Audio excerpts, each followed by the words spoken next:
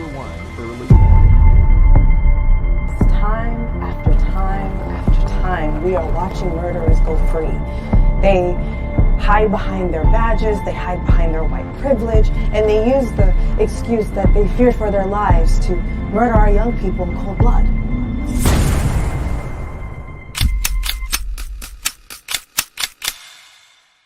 It's done.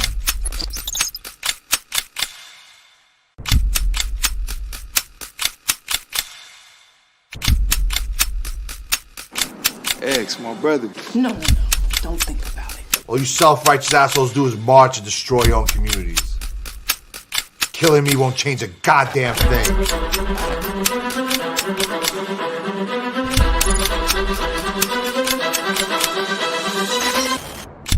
It's a lot different when it's a grown black man standing his ground.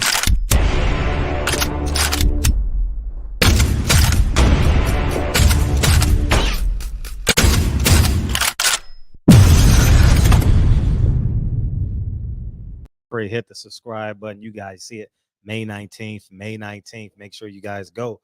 Why am I saying that? May 19th. But first, I got to say, live from the Hawthorne Estate.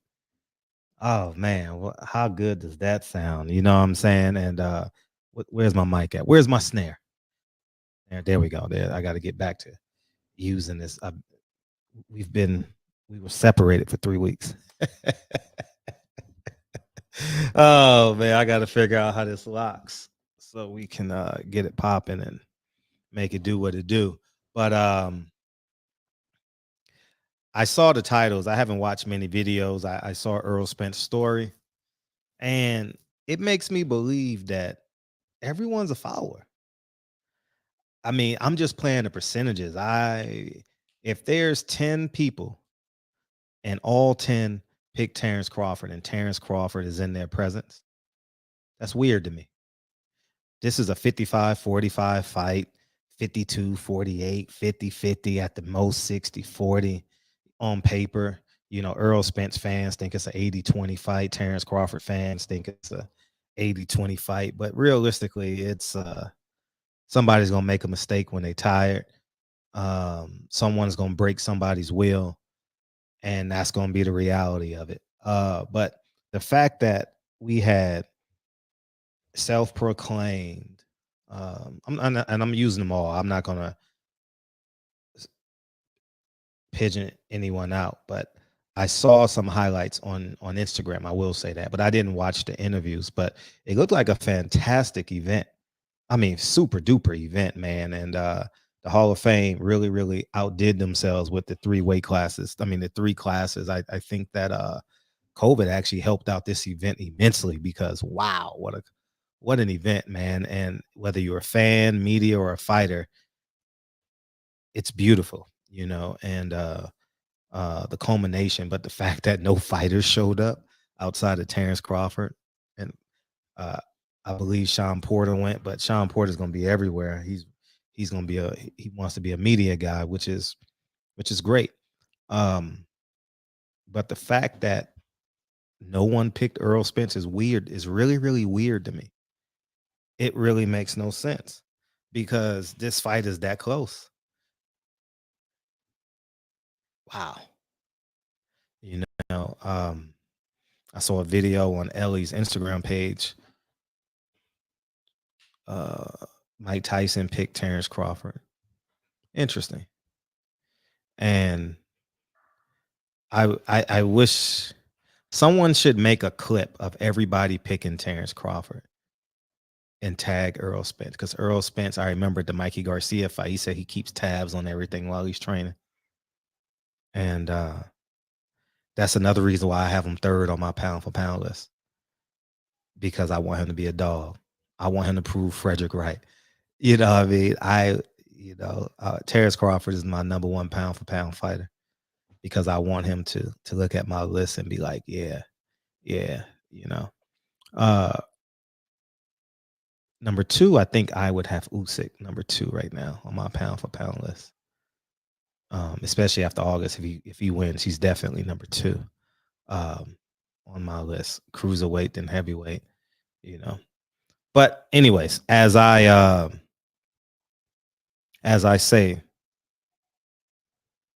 I don't like the individuality. The lack is so much uniformity in life in general, and now in boxing where people are supposed to be gladiators and stand on their 10 toes down and be fearless, but all 10 people picks.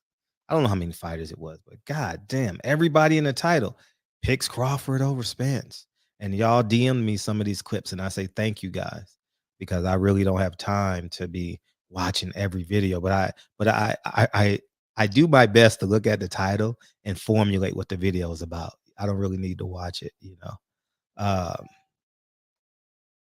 But I'll just say this. Checks and Balances is out now. You guys see the link at the bottom of the screen. And two, both these fighters are in shape right now. I looked at Terrence Crawford. He looked amazing. I haven't seen Errol Spence physically, but I saw him at the Daytona 500. I saw him at a racetrack, and he had his shirt on. He looked in tremendous shape. He looked like a elite athlete. And it's gonna be a hell of a fight. The earliest this fight can be is in October, because Jake Paul is in August, Canelo's in September. So Earl and Crawford, the earliest it can be is late October. You got to get off that billing cycle. So September 18th, 17th, somewhere in there is Canelo. And then you got to get off that. You got to get into the November billing cycle. So I can see late October. And that's where we're at, or early November. They may pull a Deontay Wilder the week before Thanksgiving, but it will, if it's going to happen, it's going to be before the first week in December. It's like, and I'm just going off of habits. You guys know I'm very pragmatic. Deontay Wilder and Errol Spence fought the first week of December on pay-per-view. That would be Tyson Fury in December, and Danny Garcia, Errol Spence. So the cutoff is the first week of December. So we have from October 20th to December 5th. That's the window of Errol Spence, Terrence Crawford. And that's where we're at. And I can anticipate a schedule to build up. But I tell you what, we got this week. Oh, I can't wait for this fight. Oh, I can't wait for this fight, man. The same way I remember the last time I was excited for a non-pay-per-view fight was Lubin and Fundora. That was exciting to me, man. Lubin and Fundora, more excited. Yeah. Because I knew it was going to be a close fight. But this fight, Joe Smith and Arthur Beterbiev, wow. We got lightning in the bottle, man. Bet the under. Bet the knockout, y'all. That's what I would say. I bet what's gonna be most likely. And I think this is one of these fights where if you bet the knockout, bet that the fight will end in a knockout, it'll probably be like minus 330, 350. So you got to bet $350 to win 100. So if you bet 3,000, you get 4,000 back. You know, so I'll be doing something like that. You know, so that's where I'm at with it. But at the end of the day, both these fighters will be ready. I don't think they can be more motivated than what they are. It's a legacy fight. It's a I told you so fight. It's a fan base friendly fight. And I'm gonna just tell y'all, man, all the gentlemen, all the beautiful Black people that will attend this fight. Let's make this event beautiful. Beautiful, beautiful, beautiful. And it's sad I got to talk like this after the Tank Davis fight. Let's make this fight beautiful. The only two people that should be fighting is Errol Spence and Terrence Crawford. Talk your ish. Terrence Crawford fans will be there in the thousands. Errol Spence fans will be in the thousands. It will be a pro Errol Spence fan base. That's just the reality of it. It'll probably be 75-25, 60 at the worst, 65-35, I think, for this fight. Let's get ready to rumble, y'all. And this is the fight we asked for, and this is the fight that we're set up to get. So I'm looking forward to it. It's 100 degrees in Errol Spence gym, and it's high altitude in Colorado. So both of them will be in tremendous shape. And I'm like a kid in the candy store. Can't wait. My outdoor deck will be ready by then. I'm gonna throw I don't know if me and my business partner is gonna do it. He has, but for some fight, I'll be we gonna throw a party either way because it's one of them fights. And I'm gonna have to get on the plane soon because my phobias of planes it's like inching bigger and bigger and bigger. Like I have no desire to get on the plane. You know what I'm saying? And but I'm gonna just force myself to go fly to Vegas or something, you know. So, but anyways, man, and I lived on a plane for 10 years. How crazy is that? Barbershop conversations, checks and balances below. Earl Spence and Terrence Crawford can't be more motivated. They just gonna have a longer "I told you so" speech. That's all it is. And but I just find it weird that 10 fighters all pick Terrence Crawford, and at worst 60-40 fight, 55-45, 52-48 fight. That's the reality of it. And I just find that really, really weird. Jealousy a little bit. You know, Earl is the likely hero of boxing per se. You know, he's the anti-villain, right? Got both his parents, outgrew his demons. You know, and as he said when he walked into Tank Davis, he's a family man. And that's the beauty of it. And if you want me to say anything about these Hall of Famers, there was only one family man there.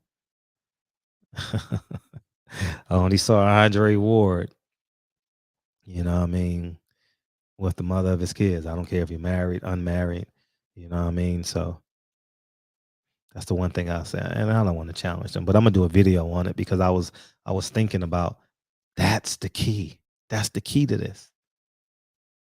That's one of the keys. You know, they got all the wealth, but it takes both parents. Barbershop conversations. Feel free, hit the subscribe button. I'll talk to you guys soon. I'll see you in an hour and 7 minutes. Peace, guys. 6:23.